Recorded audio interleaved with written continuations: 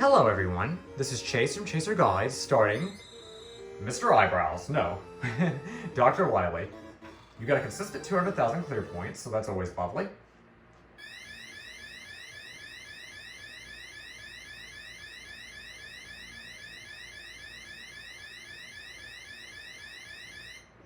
Starting off in Wily's front yard, you'll be introduced to three of the strongest enemy in the game, essentially. Big Eye. Now, you can do this two ways that's both effective, and both involve the Ice Slasher. You can either freeze them in mid-air, where they're high enough for you to go right under them, and that's probably the best bet, or you can freeze them on the ground and shoot them if you want the points. I'd recommend doing this if you want the points, otherwise I'd recommend the other strategy. But the Ice Slasher is very useful here. Doesn't do any damage to them, but it keeps them in place. Coming up with some Gutsman blocks, and you can take them out with the Elect Beam, or the Thunder Beam, or the Gutsman weapon. Since Gutsman's weapon isn't super useful and it can only be used for very situational things anyway, I'd recommend that. Use the Ice Slasher here to freeze these guys. I think technically it's optional, but I definitely recommend it. Sometimes you don't time it perfectly, like me, so let's remedy that.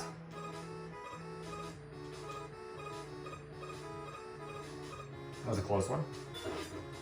Yes, see, I'm not perfect at this. It's a little bit tricky to time, but it's alright. See? Good thing Iceman's weapon is not super useful, because I'm wasting a lot of it.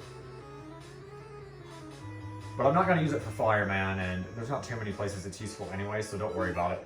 I'd recommend switching to the Thunder Beam.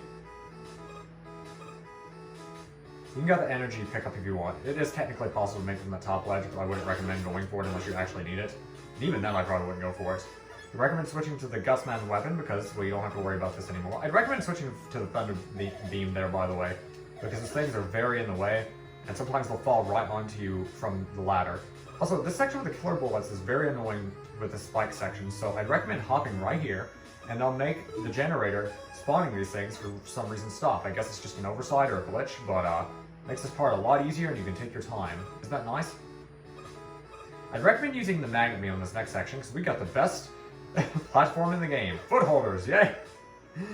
Just what I wanted to see, right? This section's not as bad if you're lucky, because, well, for one, the magnet beam is very useful, and for two, there's only 4 of them, and there's no Pepes. Also, I'm pretty sure the secondary pause feature does affect the RNG, I think. I could be mistaken, of course. Well, that definitely switched something. Also, these things can go directly into the ceiling if you're unlucky. So, and you can't do much about it.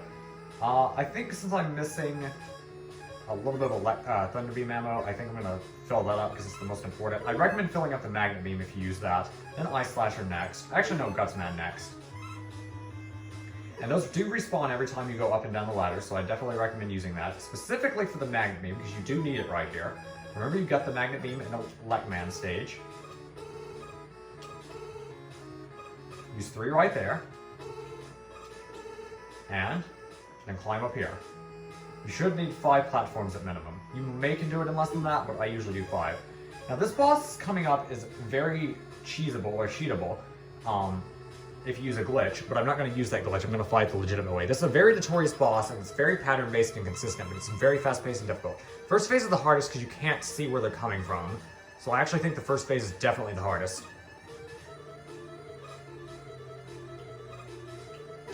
You usually get 1 shot per pass. If you use the Mega Buster, it does do 2 damage instead of 1, which is fortunate, but sometimes the Mega Buster literally can't hit because of where he opens his eye. The pattern's the same every time, and the later phases are a little bit easier because you can see where they're coming from. Run away as you're, after you get through the pattern, because he'll be shooting a beam at you. And then jump and shoot after you get out of range of that shot he shoots. Doesn't take too many shots.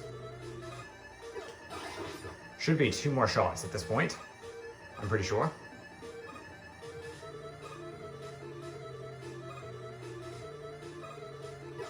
Yep, 1 more.